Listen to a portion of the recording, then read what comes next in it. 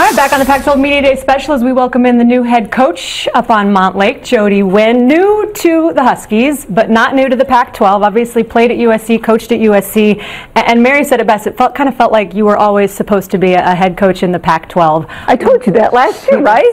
Yes. Why was Washington the right place? The people. The people make the difference. It's just a really incredible culture. And Jen Cohen, our athletic director, is a phenomenal leader and woman and a role model. And I just felt like home when we went up to Washington. It was just a really nice fit for Derek and myself. And we've talked a lot about family so far on this show, and you've got two daughters, and they've grown up certainly a long time at Long Beach State, but also part of USC and building that program back with Mark Track, but it's been part of who they are too. I mean, you told me a story back in March about how they felt about Charlie Turner-Thorne and other coaches in the conference. Talk a little bit about that and that connection your kids have with the conference.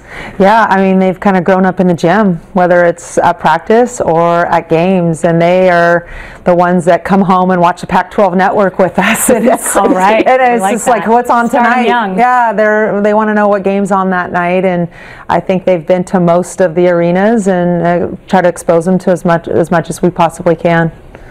You know, I did your game at Gill last year when you almost pulled up the upset of the tournament and came so close, had that shot that didn't go down. But looking back on that experience, what kind of style do you bring to your team? I know you like up-tempo, you like pressure, you like energy. With what you've inherited, what you're going to be bringing in, what are you going to be able to do this year with your squad? Well, there's certainly going to be some growing pains because it's all new, and it's new for myself with the players, and it's certainly new for them as well. But one thing that will be constant is our effort and our energy, and that's something that we can control, and we don't have to be 6'5" and a phenomenal athlete or super talented basketball player, but we have some pretty good talent on this team that have just really bought in from day one and are working really, really hard to create their own identity, and there's going to be a whole lot of passion. We met two of those passionate players that were on set earlier. Very impressed with Hannah and Melanie. Hannah told us a story about the first day that she found out that it was announced that you were head coach, that she just called you up. What do you remember about that phone call? And that's Hannah. You know, I just remember being at home in Southern California, and we clearly hadn't moved yet.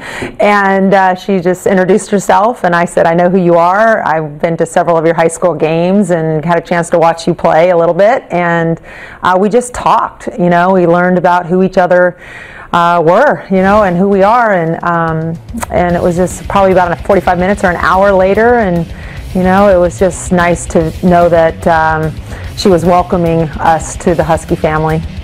And I know you guys were picked. We released the poll. You were picked last by the coaches, but having done that game up at Gill, you sat down and said, this is the plan. We believe we can beat them, and you almost did it. So I would assume that there's a plan, and you look at number 12 and you say, we're going to be better than that. What kind of motivation does that give your team and give your staff?